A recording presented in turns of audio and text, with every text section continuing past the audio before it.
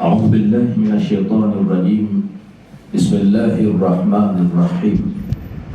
الحمد لله والصلاة والسلام على رسول الله Muhammad ibn Abdullah.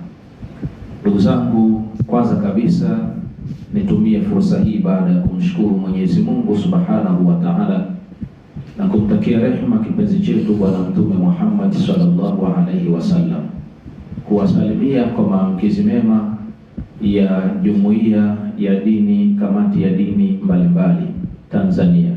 Niseme kwamba amani kwanza, Tanzania ni yetu. Amani kwanza, amani kwanza, Tanzania ni yetu.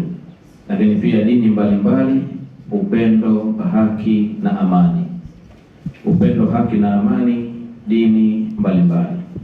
Ndugu zangu, kwanza kabisa natupenda kutumia fursa hii adhimu na maridhawa kutoa shukurani za pekee kwa viongozi wote ambao mmeacha majukumu yenu, lakini pia mmeacha shughuli zenu na mkakubali kuja kushiriki nasi katika semina hii na mafunzo haya maalum kwa lengo, madhumuni na shabaha kuhakikisha kwamba amani inatawala katika jamii yetu, amani inatawala katika familia zetu, amani inatawala katika taifa letu, lakini pia amani inatawala ulimwengu mzima kwa ujumla. Fursa hii adhimu ni jambo la kumshukuru Mwenyezi Mungu kutokana na tukio hili kubwa, kwa sababu tunatambua fika kwamba amani ndiyo msingi wa uchumi wetu, amani ndiyo msingi wa elimu yetu, amani ndiyo msingi wa afya yetu, amani ndiyo msingi wa maendeleo. Na kinyume chake ni kwamba kama hakuna amani, maana yake ni kwamba uchumi wetu utakuwa hauna faida. Kama patakuwa hakuna amani, elimu yetu itakuwa haina faida. Kama patakuwa hakuna amani, maana yake hata afya yetu pia itakuwa haina faida.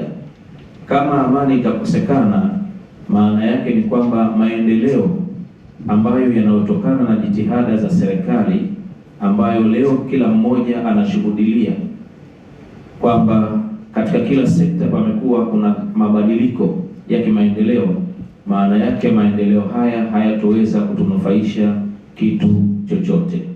Lakini pia thamani yetu ya madini na rasilimali zilizopo katika nchi yetu hatutoweza kuzifaidi ikiwa kama amani yetu itakuwa imepotea.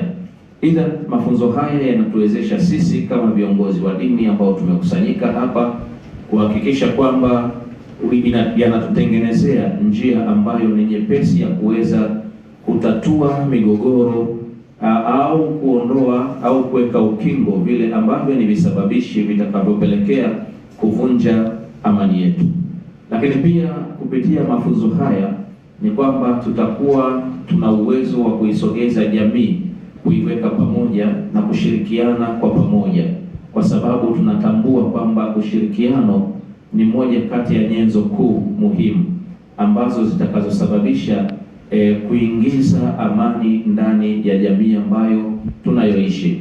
Lakini pia kwa kupitia mafunzo haya yatatufanya sisi kutengeneza umoja na mshikamano na kuangalia maslahi ya taifa bila kujali itikadi zetu, bila kujali tofauti ya maeneo yetu, bila kujali tofauti ya rangi zetu. Hivyo tunapaswa kwa pamoja kushirikiana kwa dhati, lakini pia kutengeneza upendo baina yetu na kutengeneza umoja baina yetu, kwa sababu amani inapotoweka ni moja kati ya vitu ambavyo husababisha havitofautishi kati ya Muislamu au Mkristo au mpagani au mtu wa mila au mtu fulani katika jamii, bali wote tutaingia katika dimbwi la matatizo. Ila ombi langu kwenu nyinyi ni kwamba tunatakiwa kutumia fursa hii kwanza kuhudhurisha fikra zetu, kuhudhurisha mioyo zetu, kuhudhurisha akili zetu, kuhakikisha kwamba tunatoka na faida kubwa ambayo itakayopelekea kupata mageuzi chanya ndani ya jamii yetu, kwanza kwa kukipa umbele kipengele au muhimili wa amani.